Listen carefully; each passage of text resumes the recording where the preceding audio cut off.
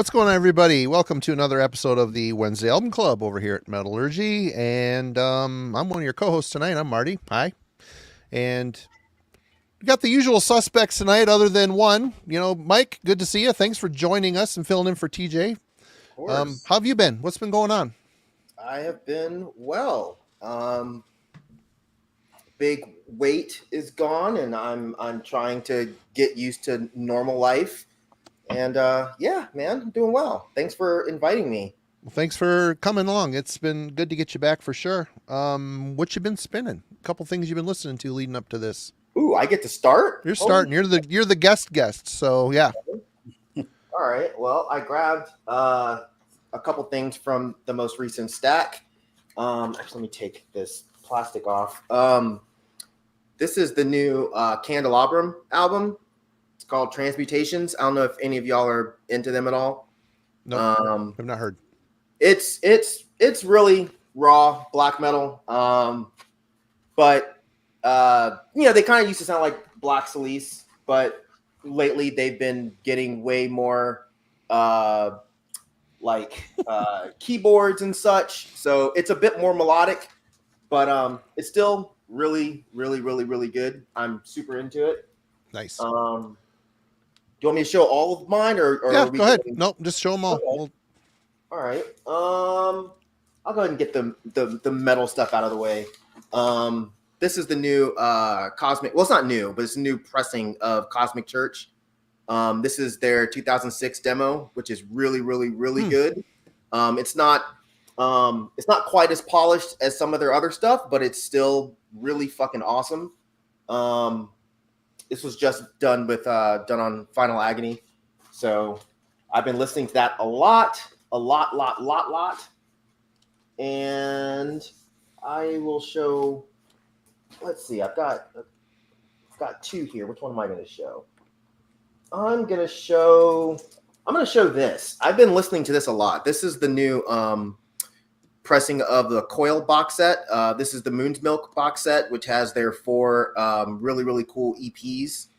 So if you're in the mood for relaxing and reading or something, I think it's not metal, but it's more like ambient electronic, but it's really, really, really cool stuff. So that's what I've been listening to the most lately. Yeah. All right. Well, cool. Thanks again for joining us. It's going to be a lot of fun discussion. Kellen, since you were absent, how have you been? What have you been up to? What have you been listening to? Yeah, so was gone last week. Missed the officially tuning in for the Brutal Thrash channel. It's been pretty consistent. I know. Here at Heavy Metallurgy. Yeah. Missed the Pestilence from last week, but been playing catch up and done with all the work stuff, traveling. So happy to be back for another Wednesday Album Club. So I am getting ready to go visit Marty here in Michigan, coming up later this month. So there's big plans of going record shopping, and I've been withholding trying to buy stuff because I know I'm going to drop tons of money when we go record shopping up Michigan. But 2 bands have released records. They're upcoming records, at least this month. So one of them is probably my favorite black metal band going on right now, which is there's a new Arcetier licensed record on the way. Band on Van Records. I did a review on Heavy Metallurgy for their most recent EP and it was killer. Really good. End of 2023. But man, there's a new one coming out here, I believe end of May 31st. And I'm super excited for that. That pre-order may happen, even though I told myself nothing new. But we'll see. And then anyway, so I've been pulling out all the old Arcetier license to kind of get caught up and excited for the new release. Another one that came out, this is something a little bit different. This is Arcanist. Now this record's called Hyperborean, but there's a new Arcanist out. This, I would say, for anyone who's into dungeon synth, but there's a whole lot of Tangerine Dream on this in terms of sound. So it's very different. Probably started off as a dungeon synth band or trying to appeal to that world, but there's a whole lot of kind of trippy electronica going on here as well. They've got a brand new record that just came out. And then lastly, inspired by a more recent video that Alan put out on his channel regarding a specific new wave of British heavy metal / classic doom band. This is Pagan Altar with Lords of Hypocrisy. Anyway, Alan did a really cool video kind of going into the catalog. This is a very unique band that has a weird history, but yeah, I pulled this out to give it a spin and dig at that. Awesome. All right, Jim, how you doing? You're muted. Man, I'll never stop doing that shit. Technology and the elderly, it's a thing. Yeah, I get called out at work about it like every day. But anyway, I did a little Archgoat today, some Light Devouring Darkness. As I've mentioned before on this show, these guys just put a smile on my face, man. I know I don't know. This is like good mood music for me. They just make me happy. Like, it's just so like, this is so like, pounding. It's like ridiculous in a good way. Like, I love it. I love Archgoat. But anyway, so some of that, and Stone Cold Classic here that never gets old. This is the BMG reissue, though I do have the original American pressing on vinyl too. Little bit of Frost, always good. Never gets old. All-time phase. Man, I really like this pressing, man, with all the booklets and stuff. It's fun, and I think of myself like when I retire one day, I'm actually going to read all this shit. You know what I mean? Right now, I just look at the pictures. But anyway, let's see what else we got. And yeah, I showed this a couple weeks ago. I don't care because I can't stop listening to it, and I'm just gonna, because I just want to pimp these guys so much. In Gold from Turkey, I'm going to say again, this is riff salad in the immortal words of Simon from Explosive Action. This thing is so good, man. I cannot stop listening to it. It is just absolutely crushing. It's definitely going to be on my year-end list. Like, just the riffs, man. It's just head-banging ferocity. I mean, I never wanted to visit like Istanbul, but now I do. These guys are playing there. But anyway, so yeah. That's what I'm spinning, and everything's kind of like red and black or orange black that I picked today. Oh, and my shirt, yeah, this is for you, Marty. Right on. All right, well, I'm cheating off of Jim's paper. Finally got my engulfed editing Simon's review and listening to these clips, pulling it for the editing. And I'm like, wow, yeah, I ordered it as soon as I was done. So yeah, this is engulfed. Unearthly Litanies of Despair, and basically what Jim said, so I'm not going to really go that far into it, but yeah, and I still don't give a crap if I ever see Turkey. So great band from Turkey though. And okay, little story time. Took my kid to Manistee, Michigan this past weekend to a record show at the Little River Casino. First one he's ever been to, first one I've been to in ages. And what did I get? I got this, been spinning this a little bit, Scorpions Blackout. I also got Virgin Killer. I also got Accept, one with Fast as a Shark on it, Restless and Wild, and Breaker. But with his own money, my son bought Ride the Lightning and Master of Puppets. So I'm just like, so it begins. So it begins, and I'm just like, okay. And I bought him a Unisonic record they had there, but that night, sitting in my chair and hearing Ride the Lightning blasting through the walls, I'm just kind of like, fuck, man. It was weird. It was a heavy moment. Very strange, but we'll see. Is that his first thrash record? Yeah. I know he's been listening to the power metal stuff with you, so. Yeah, I played him like Metal Church, and not that they're thrash, but he's heard some Anthrax too, and I don't, he understands what death and black metal are, but it's not really there for him. But this thrash stuff is kind of like Anthrax. He's like, oh, it's kind of like power metal, but thrashier. I'm like, kinda, I guess. Yeah. But yeah, anyway, so that was cool. It was a fun trip. And before we get started tonight, I just want to say rest in peace to Steve Albini, which is a big bummer. Not metal, but if you are into other styles of music, he's definitely left a mark for sure. But so yeah, getting old's a bitch. Anyway, Get your hearts checked, guys. yeah, right. That's sad. That's like it seems like that's always what it is when it's someone that's over like 50. Mm-hmm. It's like, oh, they had a heart attack. It's like, God damn it, man. I know, it sucks. But tonight we're here to discuss Final Holocaust, debut album by France's Massacra. A little bit of Wikipedia for you guys. Massacra was one of France's leading death thrash metal bands in the early 90s. After recording 3 demos in the 80s, they finally landed a deal with Shark Records from Germany and released their famous debut, Final Holocaust, which we're covering tonight, in 1990.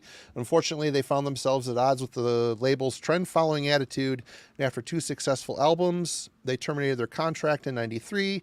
They signed a new deal with the major label Phonogram. The band decided not to rehash the same songs over and over on later releases. By the time of their 4th album, 1994 Sick, the band had transformed into groove-laden mid-pace thrash metal. The band broke up after guitarist Fred Duval died of skin cancer on 6th of June 1997 at the age of 29. Some members of the band went on to form an industrial side project called Zero Tolerance in 1996 and released 1 album through Active Records. So, yeah, let's start off with first impressions. Myke, you're the guest, so what were your thoughts? First impression. First impression, this is not what I was expecting. It was cool. I think what annoyed me about the album was just the fact that the recording was a little bit off. The vocals were really quiet, but fucking riffs were awesome. Like the second I hit play, I was like, God damn. Mm-hmm. And right when the album finished, the first thing I did was try to go find live videos to see if they could pull this shit off live. And I don't know I'm sure Jim has this as his recommendation. But the other two, I don't know if y'all did, but go watch. Like these motherfuckers are talented. But yeah, I thought it was cool. I couldn't love it because I'm a big vocals guy and the vocals were just too low for me. But when it gets to like, I don't know if y'all listen to like the extended version, but if you listen to the extended version, it has live tracks. Mm-hmm. His vocals live sound fucking amazing.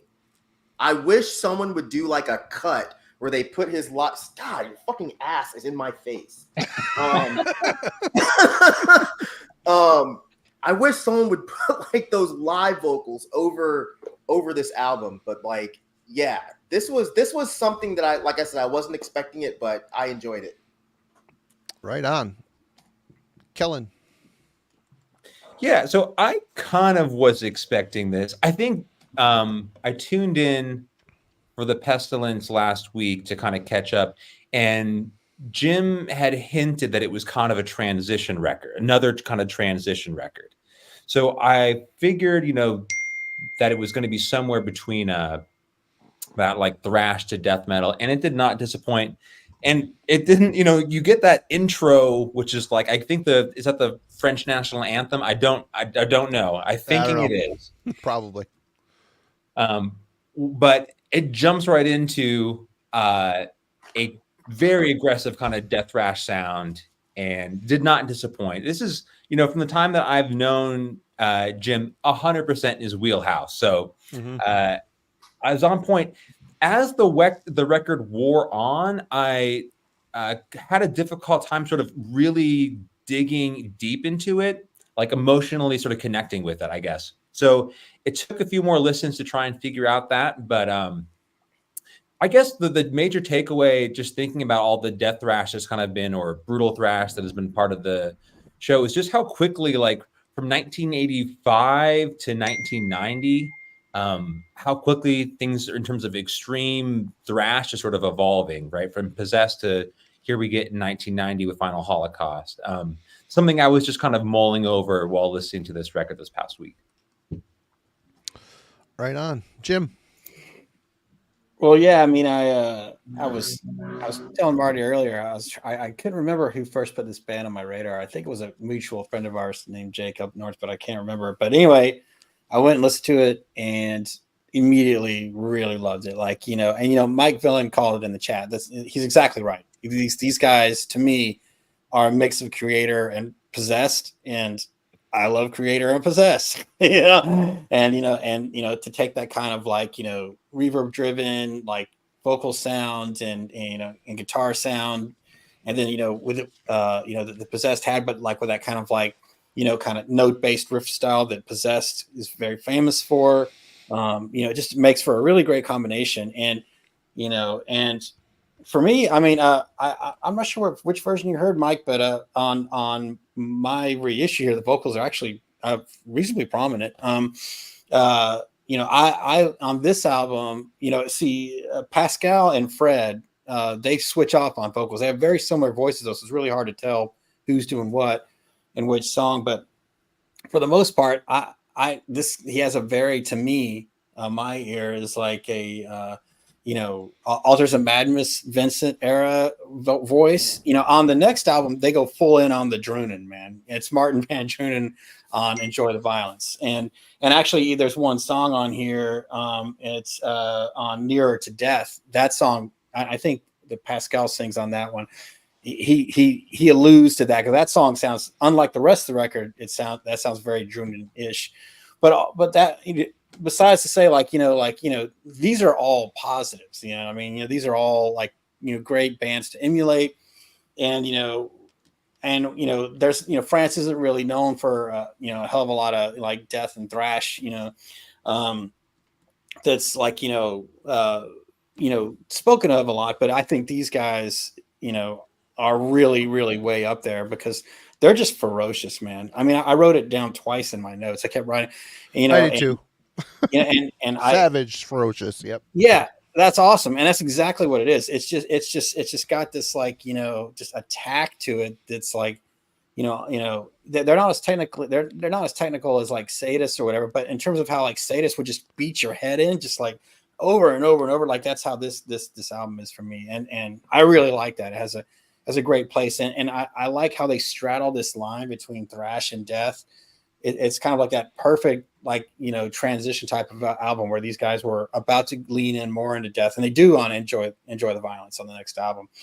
But I kind of like this midpoint where they're taking thrash as far as it can go without being death, and that's sort of like walking that line and doing it with such like, aggression, really caught my ear the first time I heard it and still does to this day. So I'm really excited for us to do the deep dive tonight. Yeah, for me, first impression, I know Jim has told me about, I think Kellen's maybe mentioned this band to me too, and I just never worked it into I'd always forget or whatever. But anyway, yeah, put it on. I'm like, God, it's a bummer I missed out on this back in the day, because right up my wheelhouse for sure. And I understand why it didn't enter into my hemisphere, because it's Shark Records, a German label that didn't get a lot of promotion or distribution from where I live in the country anyway. But yeah, I really, really like the savage nature of it. I hear a lot of early Kreator in it. I was blown away, and it made me really want to check out their other stuff too, which everybody in the chat seems to say the first three in particular are outstanding. But Jim, you have something bonus for us. I'm sorry to interrupt, Marty. Did you want to talk about the artwork? I know we've been trying to do that. We can. Yeah, first impression on the artwork. Jim, you're up. Why don't you? Well, Mike, we'll start with you. We'll go back around about the artwork. There you go. Yeah. Come on, old men, in your mute buttons. There you go. There you go. I mean, it was fine. It was standard metal artwork. And I think honestly, when I saw the cover, I didn't check the date. I didn't know when it came out. So I think my thing was I was expecting something a lot more death metal than what I got, especially from that cover. Yeah. But the cover's nothing special. It's nothing different. It's pretty standard. Yeah. Kellen? Yeah, I guess the one thing that stood out to me is for an extreme metal record to kind of go through I didn't want to call it like, it kind of almost pulls from the figures you'd see from more of like an epic heavy metal or like the whole knight with the sword sort of deal. It's like a Shogun, which is even weirder for the fact that, you know, it's And I French. think he's like killed a giant spider on the cover. Like, Yeah. I don't know exactly what that is, but yeah, I thought it was an interesting choice, but I think it got the point across in terms of, yeah, there's going to be some murdering and all that good stuff on this record. So I think it fit the bill at least. For me, I mean, I think the cover is pretty cool. I like the color scheme of it. Central character, eyes go to it. It's not, you start in those, some Thrash cover artwork from those early days. It's kind of a little shaky, you know, maybe not the best art. There's some iconic photos or paintings, of course, but not the best. But this is well done. I think it's the subject matter didn't really point to Thrash to me, but I dig it. What about you, Jim? Yeah, I like the weird Shogun-esque character thing, but yeah, I do wish he was killing something cooler than just a big spider. So I was like, a big spider or whatever. I mean, but I love the name of the band. Obviously, Hellhammer reference. At least that's where I think they got it from. But yeah, so. With you, Marty, I like the color scheme and everything like that. But yeah, I just I wish it was a little something more interesting than a spider on its back getting its legs cut off. Yep. Do you have a question for us or a topic for us, Jim? I do. And the question is on this reissue I got there. So there's an interview with them and from some zine, and as we all know, like a lot of zines from the 80s and 90s, they were like really brutal, like over their questions and stuff. And the guy's like, obviously the interview, which is weird because this is in Final Holocaust, but the interview took place when Enjoy the Violence had just dropped, and so he refers back to Final Holocaust, the interview, and he says, you guys were a bit immature on this first album. I think the playing is like, kind of sloppy, especially the drums. I was like, damn, what an asshole. And like, why did they even put this in their record as an insert? Like, you know what I mean? I thought it was really bizarre. But honestly, like I like the drummer sort of like falling off the cliff kind of playing, like where he's just kind of like his fills almost, almost go off a little bit, but then they somehow, make it back in. And whether it's intentional or not, I think it's really cool. And, but it got me thinking, and I was like, how forgiving, are we, or should we be, to a band on a debut album, if there is sloppy playing, you know what I mean? I find myself very in particular, I'm going to go ahead and answer my own question here a little bit, but to say that I am very forgiving of it. In fact, depending on like how it fits in with the sound overall, I tend to enjoy it, But I was just kind of wondering how you guys, what's your take on that? Are you forgiving of a sloppier debut performance, or do you even care? What matters to you? Like, the individual aesthetics or the overall effect when it comes to that, to the performance itself on a debut album? All right. Good one. Mike. Yeah, that's a really, really good question, actually. I don't know that I took sloppy from what I was hearing. Those riffs are so weird and unorthodox. I don't really know what tight drumming would sound like with those kind of riffs. But I mean, that's a good point too, because there are some weird, sloppy, kind of sleazy riffing going on. Yeah. Yeah. So that interviewer is a dick. I don't know. I think I go past debut. I don't really freak out if the drummer plays a little bit sloppy, as long as I can kind of tell that there's like some passion in how he's playing. Now, if it's like some super just rudimentary bullshit and he's just like not a good drummer, then yeah, that's gonna kind of fuck the band up. But I don't know, man. Depending on what kind of band we're talking about, like if it's a brutal death metal band, yeah, it might be kind of weird if the drummer sucks. But if it's like a punk band or a crossover band or a thrash band or a black metal band, I don't care that much. As long as the guy can keep time and he's doing something interesting, I'm there. Right on. Yeah, I'm with that. Kellen. Yeah, ask to answer that question more specifically, Jim, I'd say overall aesthetic means more to me. Like, this, I wouldn't call like this, the playing on this necessarily sloppy, but like the overall emotional appeal for this record is its aggression. It's just the all out assault. It's not, for me, like I have in my notes, like this is, it's not a scalpel kind of record. Like this is much more like a punishing sledgehammer kind of thrash. Like that's the attack that you want. And I'm less concerned about how perfect time is being kept, right, is as much as I do like the synergy between the drumming performance and the guitar work, for example, or his vocal style. Like when I first listened to this record, I thought that was the overall mission statement. And the reason I brought out the point about like thrash metal evolving from, Seven Churches in 85 to here, just for as an example, and overall the kind of thrash metal that we've been talking about, or you've been talking about, Marty, on this channel in the past week or so has been a lot. Yeah. I was just going to say, like, I think there were certain bands who wanted to share some element of the ugliness that death metal had started to develop, where thrash metal was not just becoming more and more technical, but even sort of abandoning ship to do something else altogether. So a band like Massacra, to me, feels like we are, planting our flag, and they're not letting go of thrash metal, but they want to operate within an extreme metal context. And I think that comes through in their performance. I think that comes through in the overall sound. And when we get to their songwriting and the production, I think all of those contribute to an overall aesthetic for this record.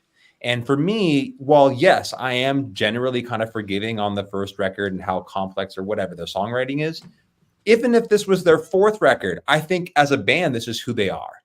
Yeah. And I think that's more important to me than how perfect the drummer keeps time, for example. Agreed. Well, for me, I mean, that old saying, a band is only as good as its drummer, it's mostly a true statement. But I think of early stuff. The first couple Judas Iscariot albums popped into mind, where Andrew was playing drums himself, and it was bad. It was a distraction from. I mean, I still got into the riffs, and it was cool, the whole thing, and you had kind of a bedroom charm to it because of that. But I can overlook it, but it is a distraction. In the case of Massacra, it was at 1990. It's in that era where drums are, you thought back in the day a thrash beat was as fast as a drummer could go, or a D beat, a punk D beat. Wow, that's so fast, it's so fast. And then Napalm and all that stuff starts coming out. The blast beat. These poor drummers that were stuck maybe in the old way of playing. I mean, this band started in 1986. So I mean, you got a thrash drummer that's all of a sudden starting to hear this new wave coming up where drummers are leveling up. And they're shit, I want to be able to contribute this to my band. And there are times where he nails it, like on the track, Day of Massacra. It's like a pseudo grind beat. And it's like he's holding it in there together. But there's another couple songs. I talk about this a bit in my notes. But he's struggling. He's falling. He threw in a fill and he lost it. It's really sloppy and choppy. But the overall ferocity, I like the fact that they left it. They favored the raw intensity over perfection, and it works well within the context of this album and the feeling that they're throwing forward. I mean, if it was, it all boils down to, if the band is good, you tend to overlook it. Like, oh, it's charming. If the band isn't good, you're like, oh man, their drummer's terrible, sucks. This is absolutely terrible. I mean, that's how it breaks off for me. In Massacre's case, it's passable. He does some really cool stuff, and he's doing his best. At times he shines, at other times it's a little rough around the edges. He's trying to keep up, but you know what, Marty, when you brought up Judas Iscariot, it's funny, when I was listening to this album, that is the exact thing. Dethroned, Conquered, and Forgotten is my favorite Judas Iscariot, and it's the worst drums. Yep. The worst drums on any album that they've ever done. Yep. But it's the most filthy, disgusting, ugly record that they've ever done. So I'm kind of in agreement with Kellen here. Like, when I listen to this album, it sounds sleazy, gross, ugly, and pissed the fuck off.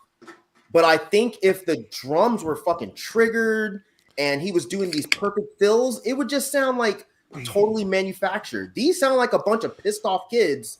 I mean, I don't know how old they were, but they sound like a bunch of pissed off kids playing as best as they possibly could. It gives me like a really angry, like punk feel to it. Yeah. But I mean, they're great players, but yeah, the drummer leaves a little bit to be desired, but I think it lends to the overall feel of the album. Yep. 100%.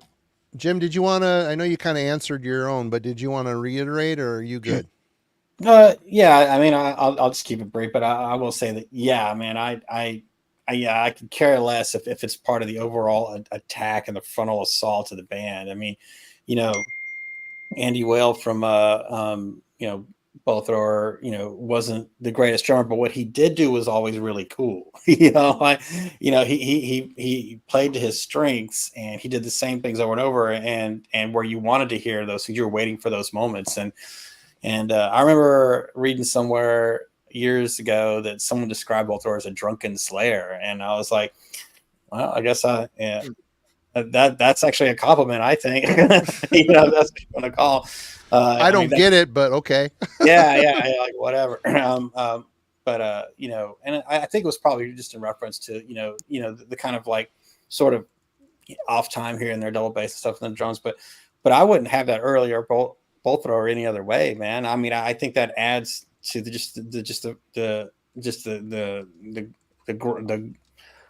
you know, the whole like grinding of the sound. You know, I mean, it made it part of what it was. It was like, you know, we're just getting up here, you know, we're ugly, our music's ugly, we're gonna stomp, you know, and you know, if that's not what extreme music is about, I don't know what is, you know. So yeah, it absolutely doesn't bother me at all, and I definitely think it adds to the feel of the record. In no way subtracts from it.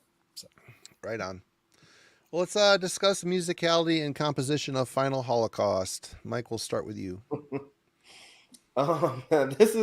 This is one that's hard to answer. I mean, I'm probably the only one here that's not a musician. I listen to this and I can tell that these dudes have an ear for what they want to do, and I can kind of I feel like I can kind of pretend that I understand what they're trying to go for, but at times the music does get a little bit confusing. But to be fair, I mean, I feel the same way about, you know, Sarcophago albums, which is another band that this, you know, reminded me of when it comes to how they write songs, and especially from a riff standpoint or from a guitar standpoint. But yeah, I don't know that I would say that these guys are amazing at composition. It's not like every song sounded super different. You know, I could say track 1 and then I could remove a riff from track 7 and dump it on track 3. That's a good point. Mess anything up. But, you know, that doesn't take away from the fact that I do think that they're good players, but they're not like songwriting geniuses. But, you know, is that what you're looking for with this kind of music? Not me. Yeah. All right, Kellen, good point. Yeah, I mean, just to kind of build off of Mike's, you know, part of the record, I think Seven Churches to this day sounds really confused compositionally. Same. It is, for me, a dense record that is often difficult to sort of pull apart. And to if that's a potentially a record and a band that influenced this, I completely get it, because they were just trying to be the most extreme thing going on at the time. And I definitely get that impression, given like the emotional character of the performances here, where it feels like, you know, a band that finally kind of put it together. We got an album, we got a demo out. There are a few of the songs that are on this record. Like, just we got our riffs gathered all together, a full record. Let's get in there and rock this out, right? Like, that's the kind of performances and songs that we have here. Mm-hmm. They aren't necessarily complex. And by 1990, even within death thrash standards, I don't think they're at the forefront of anything. So I think maybe you could be potentially critical, is like, that's not the most original record. I do think there, to your point, like trying to parse how much of this sounds like let's say, the darker elements of American thrash versus what was going on in Europe. Obviously, Germany, a band that's at the front of my mind is Germany's Protector, because they also emerged at this time period and it kind of a bit more of a death thrash sound. Great band too. Yeah, they're killer. And I think their first record comes around the same time period as well. So the songwriting was not complex. I do think while the initial part or initial impression, at least in the first 3 tracks for me, were like the more aggressive aspects of this really stood out. When we get into the middle part of the record, there's some interesting slower elements going on as well. So I think the 3 tracks that I've sort of pulled aside were Train to Kill, Nearer to Death, and even like the parts of the closer, Day of Massacre. Like the title track here has almost a doom beginning to it. It's a very slow-paced title track, so at least the beginning portion of that. So there is some interesting sort of like variations in terms of how they're pushing the pace the entire record. I do think there are some sort of like mature sort of mid-paced thrash elements going on. What I do feel separates it from death metal is like death metal for me polarized the sound even further. So you had very slow parts and then much faster parts, and they don't quite get there. So in that sense, it's a pure death thrash record for me. The major criticism I have is, and I think this is probably a product of the bassist also being the vocalist, is I feel like some of the riff phrase to vocal phrase pairing started to wear on me. Like I felt it ended up being a little bit predictable. I hate to tell you this, but a person that plays and sings it, like TJ does a really good job breaking that up.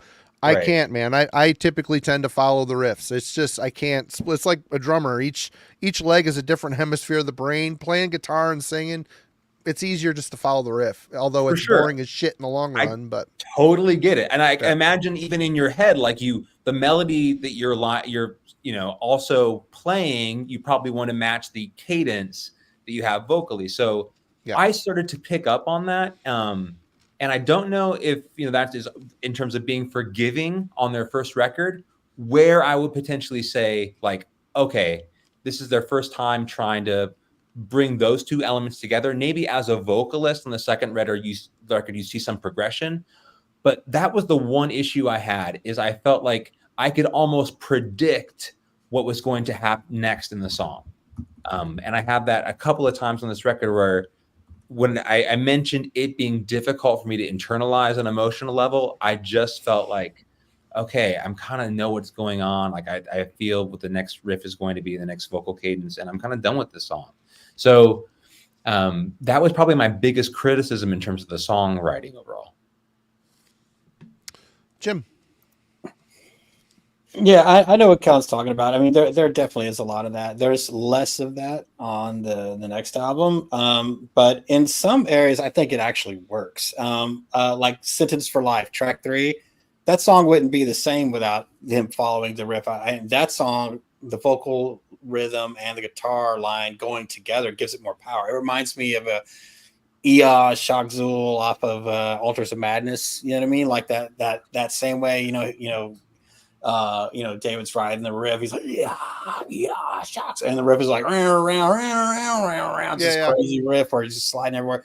Like the interplay between the guitar line and the vocal, like, is what makes that song. And "Sentence for Life" has something very similar going on.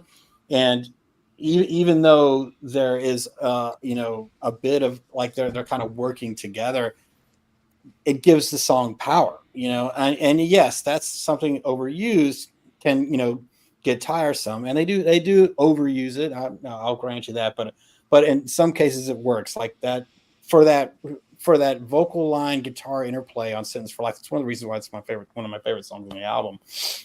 And then it comes out of that, and there's like, and this is something they do throughout the record, and you got to pay attention. But some of their best riffs on this record are played behind the leads, while the lead player is like going, like doing his thing, whammy barring away, which I love, and shredding away.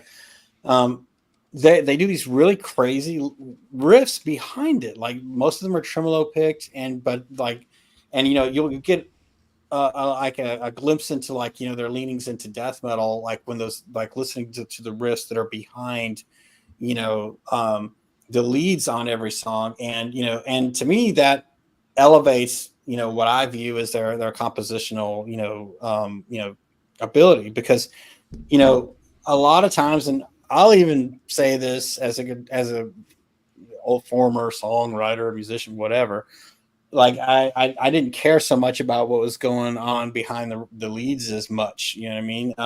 But these guys actually do, and some of their best riffs are like only played when the leads are playing. And I think that despite like this band's frenetic attack, and just pummeling the listener, it does show like some sort of like wherewithal and attention to detail, for a band that's like, so purely in this realm of death thrash where, falling off the rails kind of comes with the territory. So, and then, also, these guys like, outside of the note based riffing, they do a lot of cool like triplets and stuff like that. So for me, there's like a lot of riff variety here, and presented in that way with that kind of possessed sounding guitar tone. Like I love that, Count on what you're talking about, Seven Churches, man. I think that's a perfect record, man. No, man, it is. And so like that's one of the reasons I like this one so much, is it reminds me of the Seven Churches so much. And but with like Mila Petroza, like I'm playing guitar instead of the dickhead from Primus. It's so and I think it's a great combination, and it's that sort of combination that makes these guys more original for me. And yeah, you and some great points. Yeah, the Day of Massacra, I had the same thing. Like 1 minute in, that doomy riff, completely unexpected. Like a little bit of hammer on with the doom, like it definitely Sabbathy, but way more dark. Very unexpected. And then and then the fast guitars and the drums on the bridge and the verse. So these guys take a lot of twists and turns that. Though technical thrash band, like I mentioned Sadus earlier, definitely, they do this kind of stuff all the time. The way these guys do it, where it's almost, it has this like real true like death undercurrent to it. Whether it's intentional or not, whether it's just emblematic of their transition into more of a death metal, vein on their next album, it really kind of made like the songwriting stand out to me, and maybe whether it was just them trying to find their identity and they're still looking for it, I think it's because they were in this transition that it makes, for me, the songs as a whole, the album as a whole, sound as unique as it does for something that came out in 1990. Because at that point, you've got this album, Cause of Death. You've got a lot of bands are either death or thrash. Very few bands are doing something that's kind of in the middle. And so, taking this album for its time period and its staying power, 34 years hence, when I was coming up, I'd never heard of these guys. You know what I mean? But yet they've managed to keep like, these two records have managed to stay like, known in the underground. There's something here, and so that speaks to the musicality and longevity, musicality and composition, because there's a longevity. Yeah, I got to follow all that up. For me, songwriting, musicality. Okay. As a thrash kid, I'm a big fan of the riff salad. Dark Throne, Death Row's Deception Ignored, which we're eventually going to cover on this channel, on this show. It's just a million riffs. Or Dark Angel, you listen to Leave Scars or Time Does Not Heal. They're just riff salad. But Massacra takes that template, because they obviously came from that era, and they do really surprisingly well with it. There is a level of riff salad to it, but they do construct it into actual songs that repeat parts, and there's like actual structure to the songs. What makes them feel most thrashy to me is the note-based riffing. A lot of tremolo stuff. There are heavier crunch parts here and there, but they're used kind of sparingly. The palm muted speed type of playing, very thrashy feeling. And I try to ask myself, what is the deathly element here? The vocalist, we could say, but he's not really that dissimilar from like Milla from the early years and all those, or Tom Angel Ripper from Sodom. I mean, this is a real grovelly, mean European tone. There's some Angel Ripper there. You're right about that. Yeah. It's just like, I love that European, the European, I loved American thrash, don't get me wrong, but the European shit was dark, evil, awesome. It was just a different plane, Destruction, kind of the same thing. So really where they started to get into the death stuff is the speed. The drummer's trying to incorporate some blasting elements. Their tuning might be a little lower. I couldn't really tell.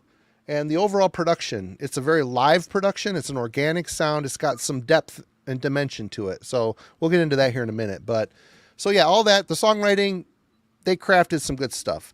The thing that bothers me about this album is I'm looking at the track listing on the original pressing is different. They moved some stuff around for the repress, and the digital version has a CD bonus track. So there's 10 tracks, and there are how many songs here? There are 5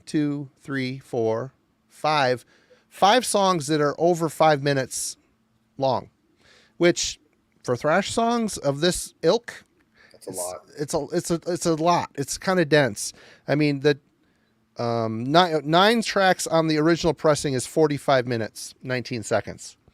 There's 10 tracks on the CD. You get the bonus track.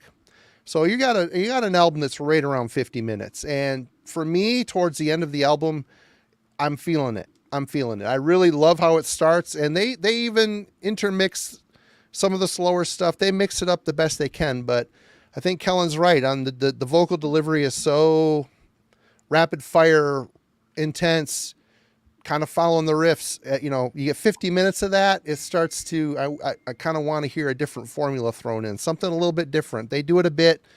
I'm not sitting here saying that this kills the album for me, because it doesn't. It's a killer album. Even the later tracks are really good, but I think it's 2 songs too long. So I don't know if the composition, if that goes for that, but musically speaking, I think they're really good. I think they're pushing the limits of their drummer skills, and I think that's also a good thing, because you play just outside of your range enough, you tend to you level up, and I think that's what I have not heard the next album.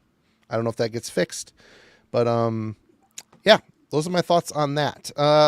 Production, Mike. Yeah, this is an area that I think that hurts the band, unfortunately.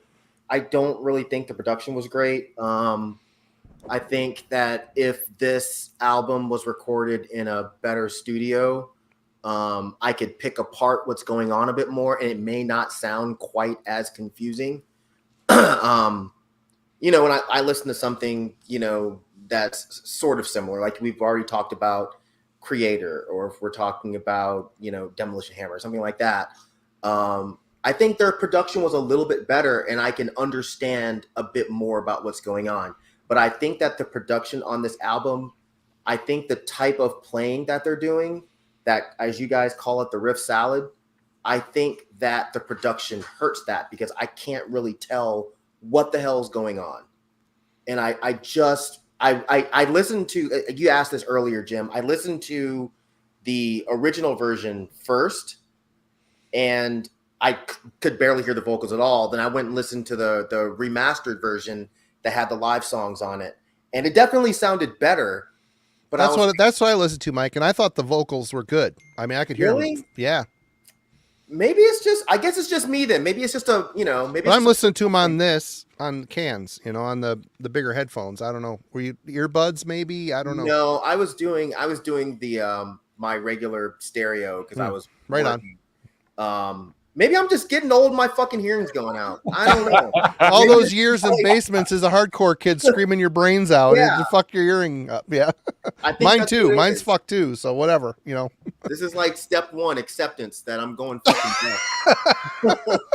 But yeah, that was one thing. And I hate to harp on it too much. I just wish I wish the production was a little bit better. I don't need it to fucking sound like it was recorded at Morrisound, or I don't need it to sound like Angel of Death. But it's just I wish the production was just a little bit better, or at least maybe the mixing even was a little bit better. That's all. All right, Kellen. So I'm not quite as critical here as Myke is. I think like a lot of extreme metal records, they from this era in particular, they live so much like in the mid range, and like part of the charm of guitar production for me is, yes, it is a little bit ugly and messy. So there's not a lot of clarity. You can't sort of peer into the mix and hear, for me, like the top end of the guitar. So you get a lot of that like mid band width and like weight, but you don't get a lot of like cutting edge, leading edge note distinction and the rhythm section when they're all riffing together. And I think that sort of blurred a little bit. I actually do think the bass guitar is one of those like interesting surprises. I didn't hear it clearly, but then when I would stop, and this is going to come up, Jim's going to want to talk about it. It's the bass guitar. It's weekly tradition. I could hear it in the mix. I can like too. there was enough clarity when I was paying attention to it deliberately that I could pull it out. I do agree with Myke though, in terms of both, not just vocals, but the solos for me as well. They're sitting like right sort of in line in terms of the mixing with the rhythm section. So trying to like, I don't say that they aren't elevated out in front whenever they shine. They're just sort of sitting with the rest of the band, which is sort of the live element that I think, Marty, you were talking about. I don't want to say they're completely recessed. I don't want to go that far, but I think they sort of live in the same bandwidth here that the rest of the like the vocals, the rhythm guitar, and the solos all kind of operate in the same space. The drum production.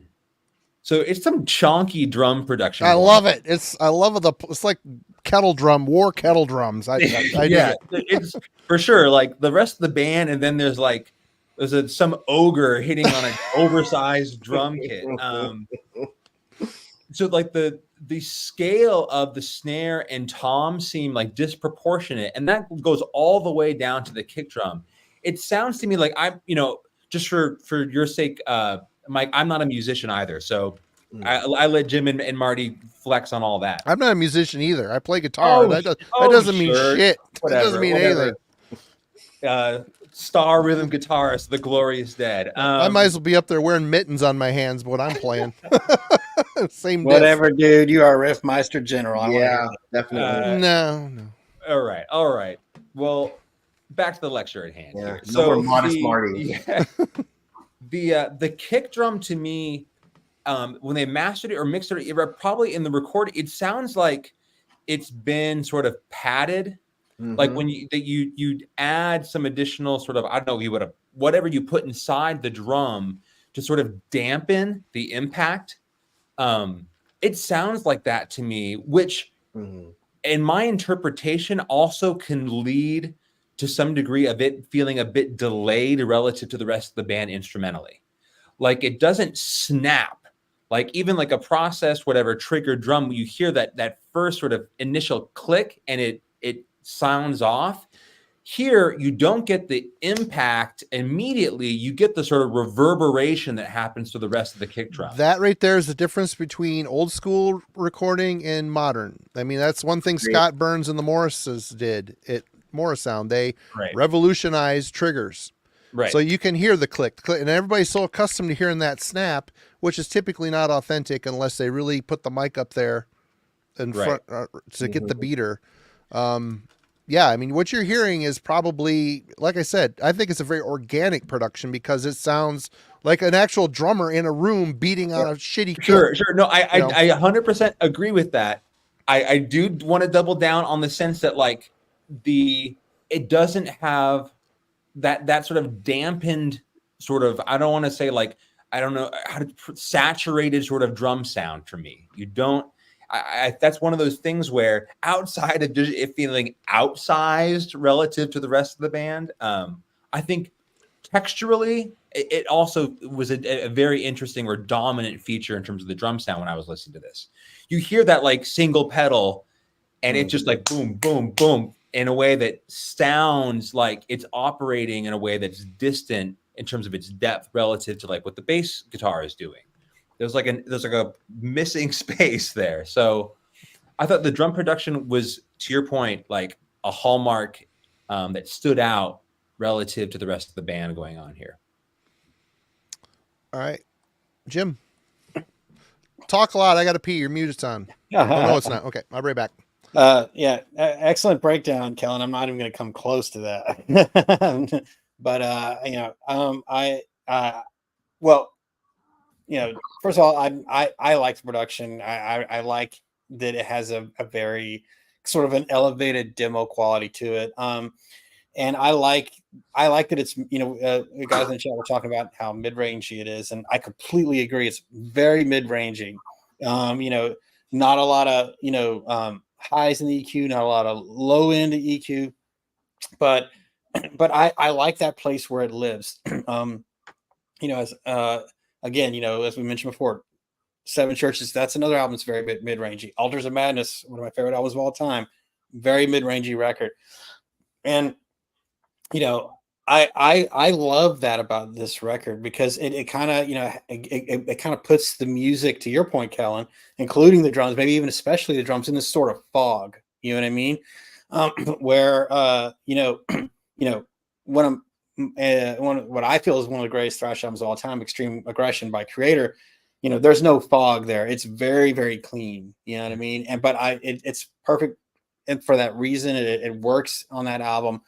But I think for this band, and I think, like alluding to what Mike was saying earlier, if this had been that clean, like it would have taken it some of it away. I think what makes this album feel more, like dark, in its presentation, or it makes it feel more sinister, is that sort of mid-rangey fog that kind of hangs over the drums, hangs over the guitars and the vocals. It's very reverby, very echoey to, just like you said, Kellen, like it's not the snap, it's sort of like the after effect, like the reverberation, and it's around all the instruments. And so it's one of the things that really intrigued me about it. I knew where they were coming from influence wise with that.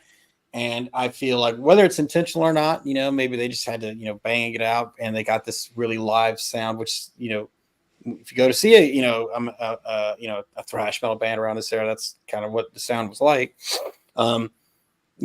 Whatever the reason, I think it worked for them, intentional or not. It has that very, sort of, very evil fog kind of thing going on. The downside to that is, yes, Kellen, I have struggled to hear the bass. I could hear that too. Most of the time it was there. I don't know. I mean, maybe, I don't know, man. I listen, I don't know, man. It comes up every once in a while, but not as much as I would like, I think it would have added a little more like power to the overall production if like everything else was very mid-rangey, but like the lower EQ, the lower, on EQ on the bandwidth for the bass was like they pushed that lower end up, and even at the cost of having like the higher range of the bass down, but to push the lower end up would get a little more bottom would have been awesome. Kind of, I think, sort of like foundationally like held the sound up a little more across the entirety of the album. That said, it's a minor criticism. Overall, like it's kind of only on reflection after like I finished the record. I'm like, oh, where was the bass? Where's the beef? I mean, it pops up in the higher notes here and there, but it's not sort of ever present, but yeah, other than that, I think it's great for the sound, Unenjoy the Violence. If you guys, if you haven't heard it, it is definitely, a cleaner production, the levels are a little more balanced, and, again, depending on what day of the week you ask me, that's either a good or a bad thing. Some days I like Enjoy the Violence more. Some days I like Final Holocaust more. On the days that I like Final Holocaust more, I feel like the cleanliness sort of, takes some of that, intrinsic aggression out a little bit. The fog is lifted, if you will.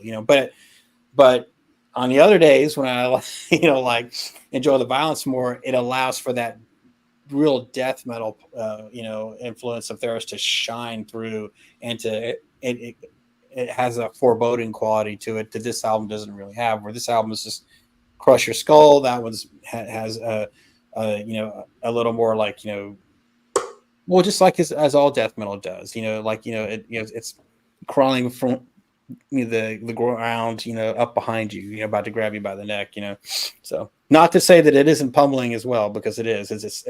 But I do feel it's more controlled and contained. Anyway, I digress. All right. Well, yeah. I mean, this to me, 1990. I mean, the death knell for thrash. It's on the wind. The days for thrash are dying, and this is a band that comes from thrash. It's hanging on to it, but it's sticking its toe in the death metal pool a little bit. So it's very much a sound of its time, which is cool to me. Sounds very organic, which I do enjoy. Love the plot of the drum kit. It's very in your face. Like I said, the war kettle drums. The snare cuts and sounds very fierce. That's one thing we're talking again about last week with the Pestilence records. That first Pestilence album, that drum sounds like poof, poof, the snare. It sounds like an electric kit. Poof, poof, the whole time. It didn't change. I'm like, annoying. It's annoying.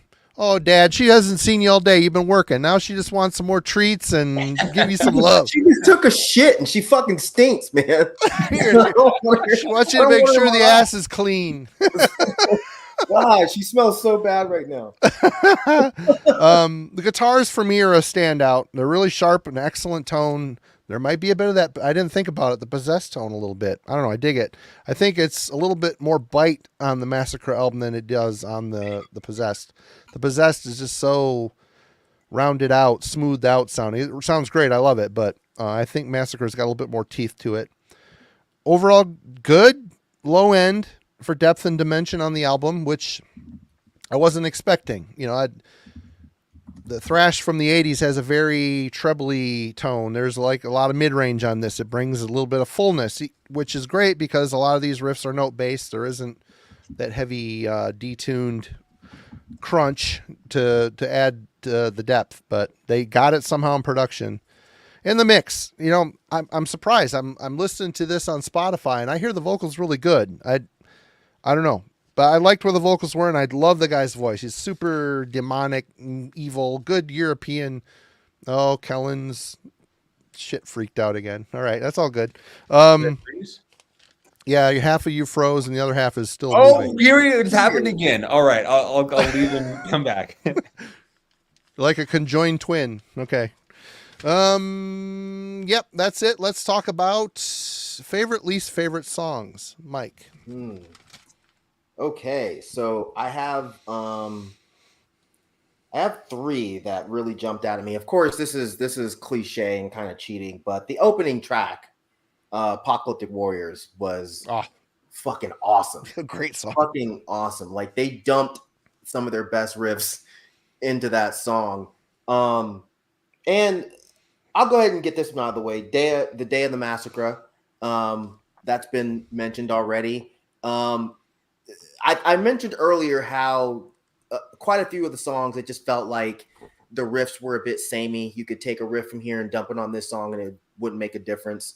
But I do feel like there were a couple songs where that was not the case. And Day of the Massacra was one. And Sentence for Life. That was my favorite song on the entire project. I remember like the first time I went through it, that was the song where I really perked up and I was like, oh, this is awesome. As I said before, I'm a big vocals guy. And I also like lyrics. I didn't know these dudes were from France until after I listened to this a few times. For some reason, I thought they were Spanish. I guess the word massacra either sounds Spanish or it sounds like, I don't know, the way like a redneck would say massacre. I don't know.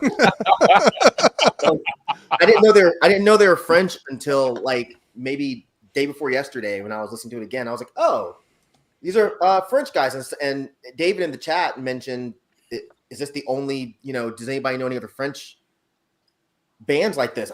I didn't. This is the only one that I know of. Merciless are a killer death metal band. From their first their first two albums are great. Loud Blast, everybody talks about. I haven't heard. I don't know them. Yeah, I don't know them either. So, Aggressor. But yeah, Is What? that I think Aggressor showed up last week on the. oh, Aggressor. Yep, they're from France also. Yep. got it. But yeah, I mean, I actually sat there and read through the lyrics as they were going. I don't know if anybody else did this. I don't give a shit about lyrics most of the time. If I really like a song, I want to sing along to it. Mhm. You know, even though it's damn near impossible to sing along to this shit. But yeah, You Sentence could. for Your Life, voice used to be ripping, by the way. It was it used super to be. sick.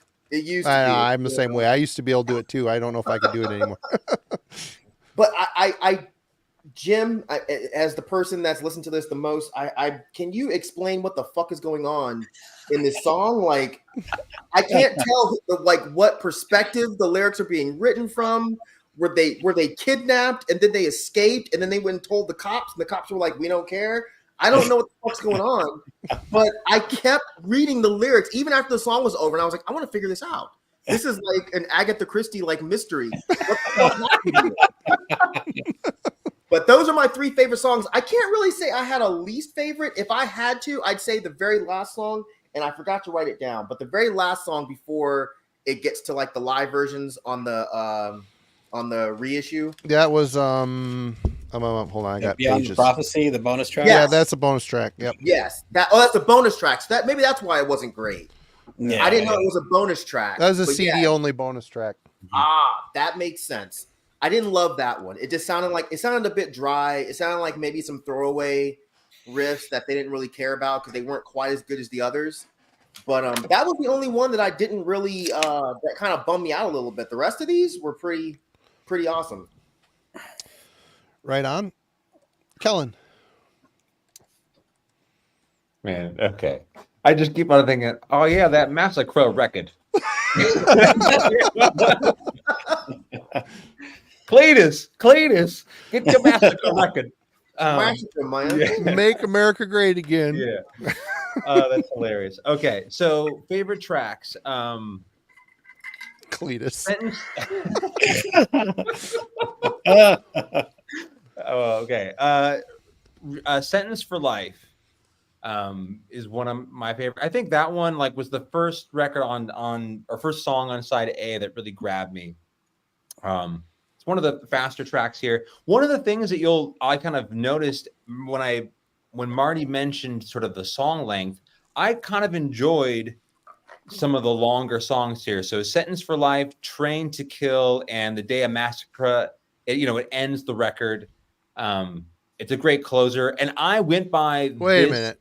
Hold on. No, it doesn't. It doesn't close. On the original release. I'm sorry, I don't have the OG or the demo. Well, I went by how it was not the reissue, not the bonus tracks, not the yada. I went how the record was originally released, and I tried to listen to it that way before making a judgment. So that would have been probably a smarter thing to do. I did not do that. Anyway, Okay. Go ahead.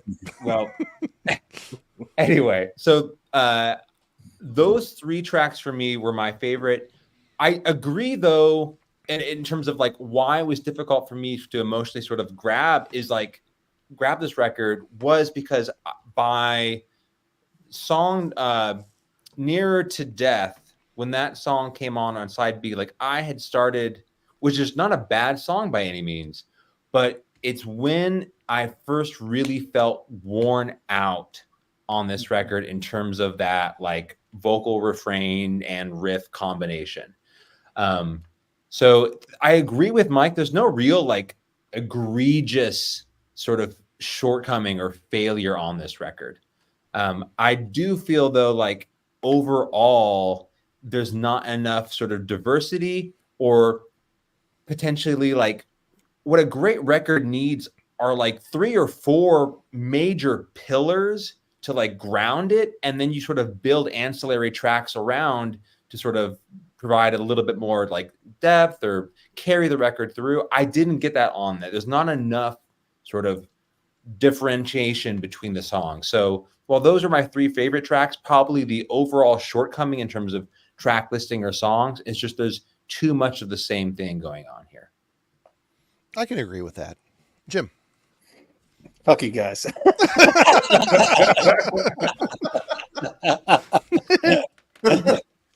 You know what shirt he's wearing next week, everybody? Right. His silent protest. No, I see we got a trend here, and actually, Mike and Kellen both mentioned "Sentence for Life" and "Day of Massacra." Those are my two favorite songs. Also, I mean, I really do think that those are two of the best tracks on the record. But I also I don't think it's a cop out, Mike. A lot of bands just do put their best songs up front. I do think Apocalyptic Warriors, the first track, is awesome. And I really like Researchers of Torture. Like, I don't know, something about like the title just like makes me laugh. Like, it's like a Researchers of Torture. You know, I don't know, I like it. And I think there's a lot of I really think it's like a great Morbid Angel vocal, or like David on Altars and Abomination's Desolation, David with Kreator riffs. Like, I just think it's so crazy, you know. So I really like that one too. The one song that that I don't really like too much is Nearer to Death. On that song, like, the riff is just, it's played really high on the fret. It's and it kind of stays there the whole song, and it just kind of loses me a little bit.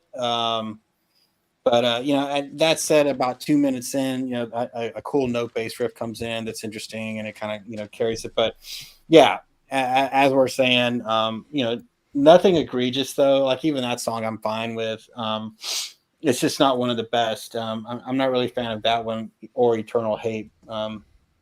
But you know, Final Holocaust, that kind of sits in between them, is a really cool song. They do a lot of fifths on that one, chord wise, and has a very death metal sounding intro to it.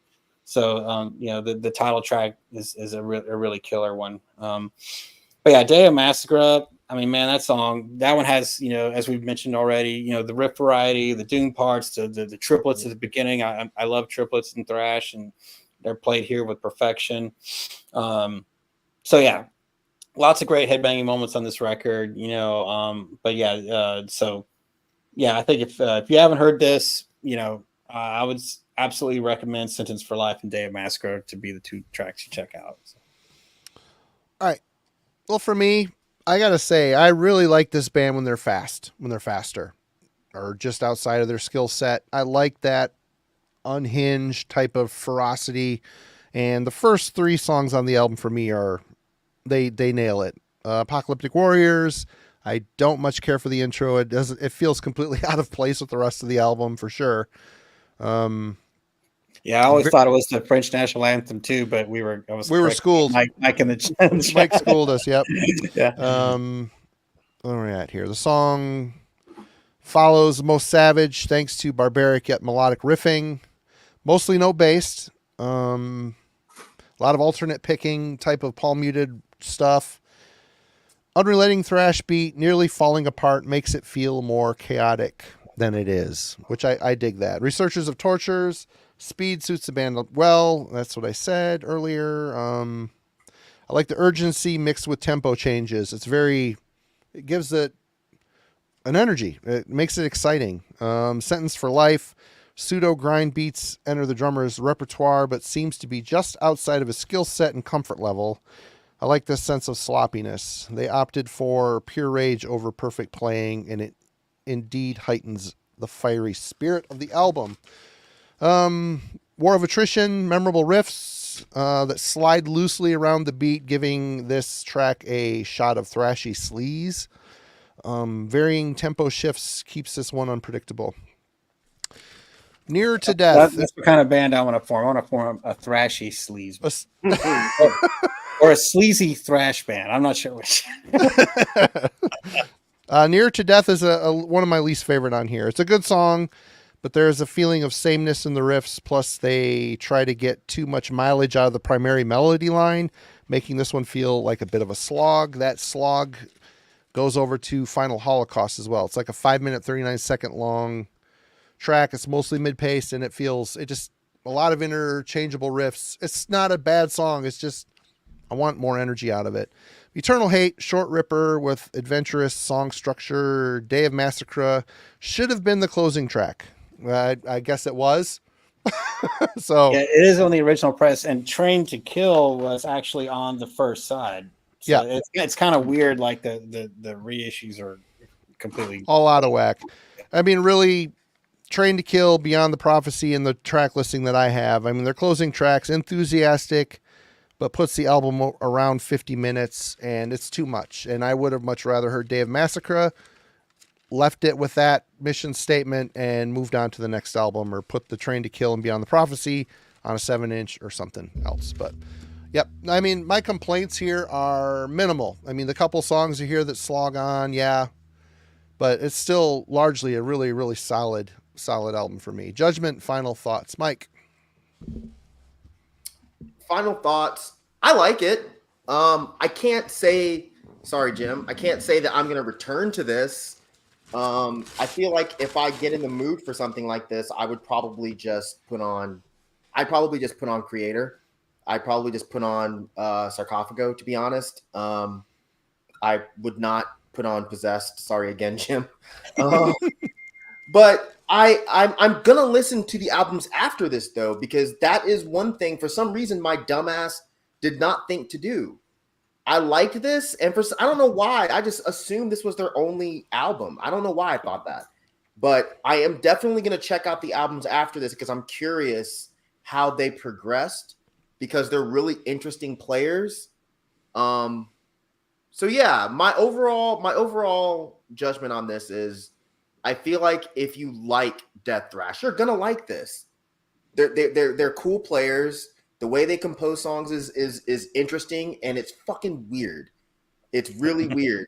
Just don't bother reading any of the lyrics because you'll English is obviously not their first language, right? English is not. It's not their 30th language. Nothing they say makes any fucking sense at all. But I think Jim mentioned Altars of Madness. I had that written down in my notes. When I listened to the live songs, it definitely gave me, from a vocal standpoint, it gave me an Altars of Madness feel. I'm gonna listen to this with earbuds, and maybe my stereo's fucked up. I'm gonna listen to this with earbuds and see if it changes things. But yeah, overall, it's a cool album. It's a really cool album. All right, Kellen. Yeah, so just on the lyrics point, it's like, in terms of following around, like along with the songs, when I started to feel just a little bit fatigued with the song, I thought, I'll jump to the lyrics and then I'll be able to follow along and maybe that'll get me engaged. I had a really difficult time actually like playing a song and following along line by line. Like that cannot be the same word that is written here. I had that same sort of like, what is going on here? So you know what, really quick, you know what they do? Just like they seem to cram a lot of riffs into a bar, they do the same thing with the lyrics. They cram the lyrics like really chunky into the bar, so it doesn't read properly. Like it's like, okay, that works for the riffs. It does not work for the vocals. Yeah. Right.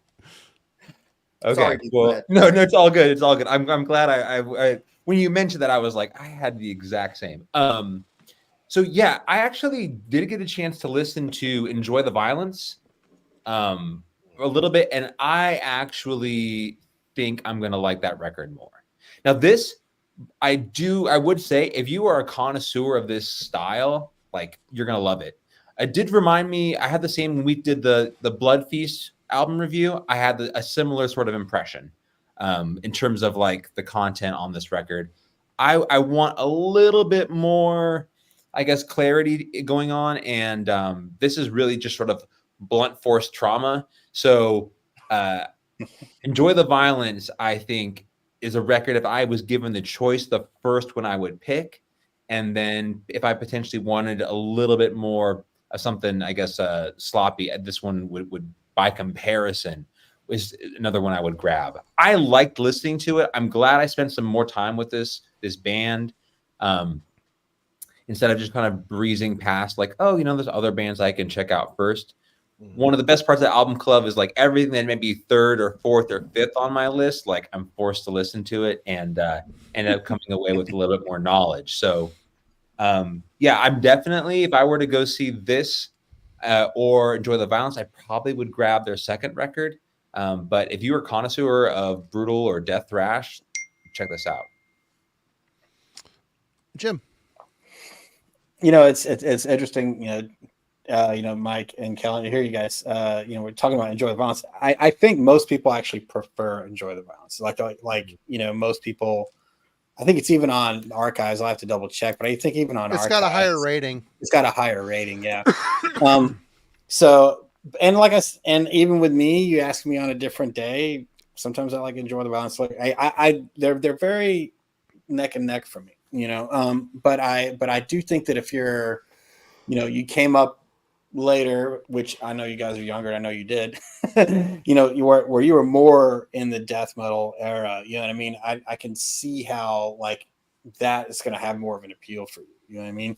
And I think it makes more sense for me, like today, this being Wednesday, maybe not tomorrow, maybe not Thursday, with me being a thrash kid, how this one and its ferocity, falling off the rails kind of sound has more of an appeal to me. But I really enjoy them both. They're you can definitely tell it's the same band, but they definitely lean harder into death metal on the next one, though that brutal thrash element is still there. So yeah, I will be interested to hear if you guys do check it out, what you think. But I'm not surprised. Final thoughts though, like I said at the beginning of the show, when I first heard this band, it was immediate. Like I could hear what they were going for. I could hear their influences, and I liked both records enough where I bought them both at the same time. And I've been kind of like arguing with people ever since about it. I think I even had a little back and forth with Tanner on Instagram where where he was like accusing the guy as being a Martin Van Drunen clone on the second album, and I was like, yeah, well, Van Drunen is our early Chuck Scream Bloody Gore clone. Right. So, anyway, but